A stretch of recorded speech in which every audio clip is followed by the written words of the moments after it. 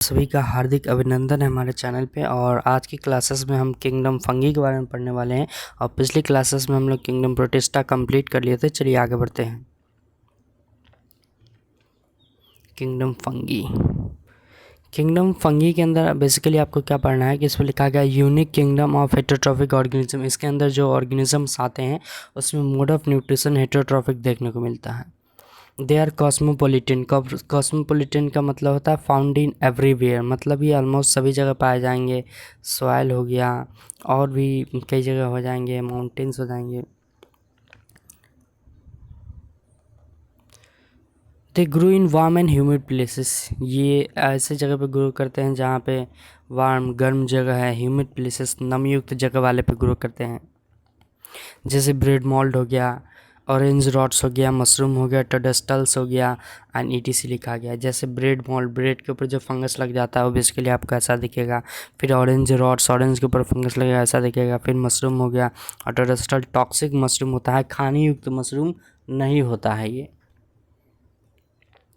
Bread के ऊपर जो फंगस लग जाएगा वो ब्रेड मोल्ड हो जाएगा, राइजोपस होगा, और ऑरेंज रॉड्स हो जाएगा इस तरीके से ये मशरूम। और ये होता है आपका टॉक्सिक मशरूम, खाने युक्त मशरूम नहीं होता है। और white spot and mustard leaves, mustard जो सरसों का जो पत्ती होता है, लीफ होता है, उसके ऊपर वाइट वाइट कलर का जो रेसेस इस तरीके का बन जाता है, वो बेसिकली जो है किसके कारण से होता है वो देखिए लिखा गया। White spot and mustard leaves are due to parasitic fungus. जो वाइट स्पॉट हो जाते हैं मस्टार्ड लीव्स के ऊपर एक पैरासिटिक फंगस की वजह से होता है।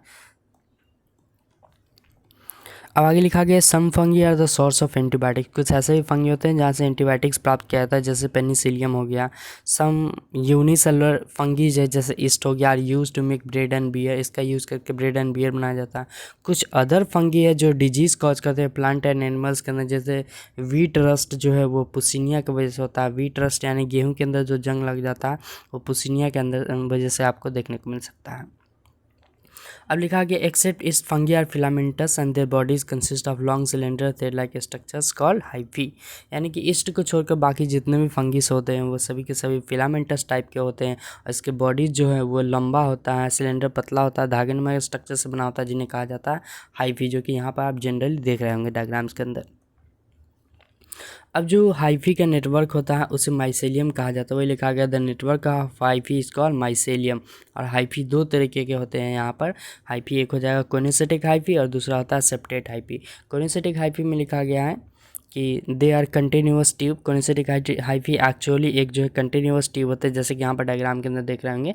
और मल्टी न्यूक्लिएटेड साइटोप्लाज्म, ये जो स्ट्रक्चर देख रहे हैं ये सभी इसका साइटोप्लाज्म होता है, कई सारे होते हैं। उस तरीके से सेप्टेट हाइफी दे सेपरेट और क्रॉस वाल्स, इसके अंदर क्रॉस वाल्स पाए जाते हैं। जैसे यहाँ पर देखिए तो इसको इतना पोर्शन अलग करेंगे अलग हो जाएगा, फिर यहाँ से भी कहीं से भी इसको अलग कर सकते हैं।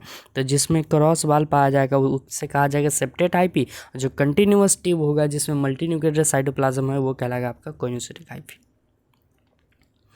अब लिखा गया fungal cell wall is made up of chitin and polysaccharide. ये टर्म बहुत ही इंपॉर्टेंट है, याद कर लेंगे। फंगी का जो सेल वाल है वो काइटिन एंड पॉलीसेकेराइड से मिलकर जनरली बना होता है।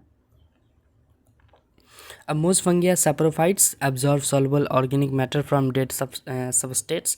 अधिकांश जो फंगी होते हैं वो सैप्रोफाइट्स होते हैं, एब्जॉर्ब करते हैं कुछ सॉल्युबल ऑर्गेनिक सबस्टेट को फ्रॉम डेड ऑर्गेनिक जो मैटर्स होते हैं वहाँ से अपटेन करते हैं।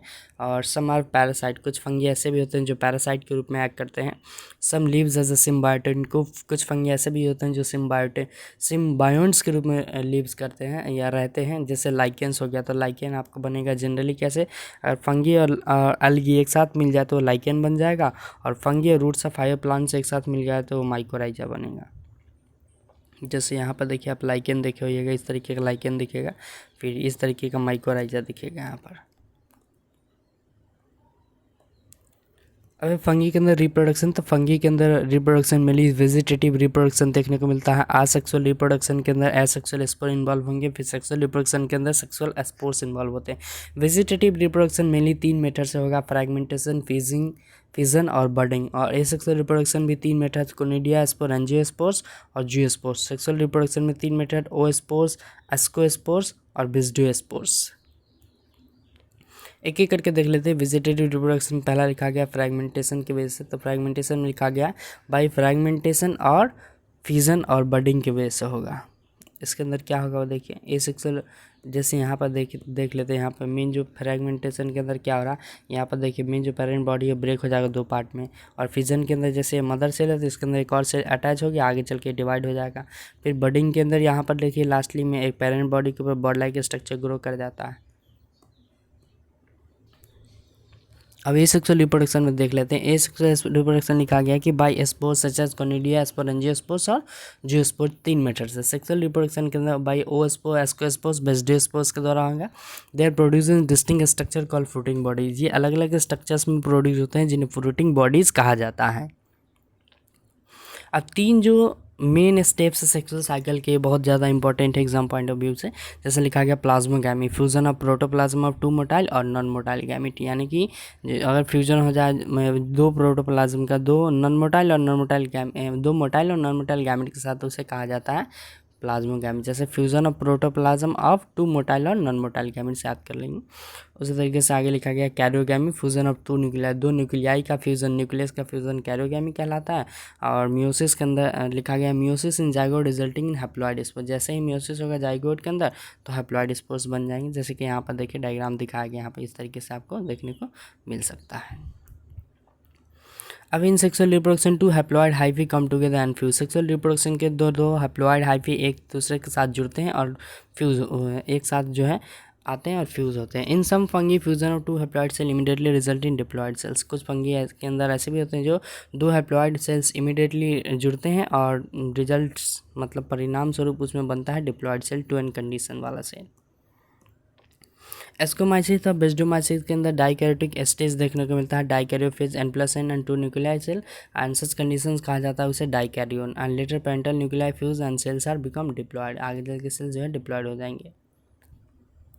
कुछ ऐसे भी फंगी होते हैं जो फ्रूटिंग बॉडीज फॉर्म करता है, रिडक्शन डिवीजन होता है उसके अंदर, जिसकी वजह से जो है हैप्लॉइड स्पोर्स बनते हैं। अब फंगी का जो क्लासिफिकेशंस है वो हम लोग नेक्स्ट क्लासेस में पढ़ेंगे। आज के लिए इतना ही, तब तक के लिए हमारे चैनल को देखने के लिए धन्यवाद।